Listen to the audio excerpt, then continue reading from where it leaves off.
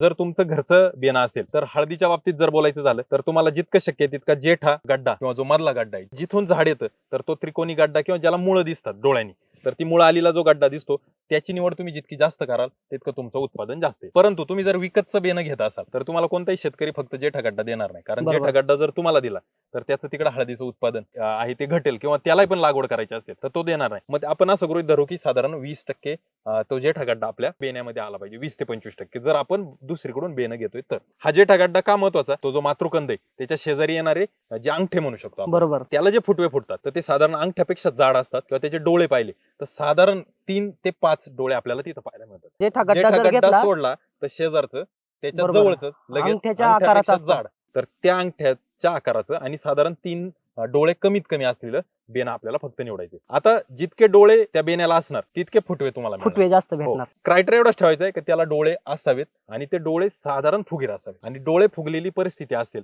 तर ते बेनं जर तुम्ही लागवडीस वापरलं तर तुम्हाला काय होणार आहे, साधारणपणे 8 क्विंटल ते 10 क्विंटल बेनं लावताय तर त्यातून 70-80% आपली उगवण क्षमता होईल आणि मग झाडांची संख्या जी झाडांची तुमची एकरी जी संख्या आहे ती मेंटेन ती राहते, maintain होईल आणि ती जर मेंटेन झाली, फुटव्यांची संख्या मेंटेन झाली तर तुमचं उत्पादन उत्पादन वाढतं.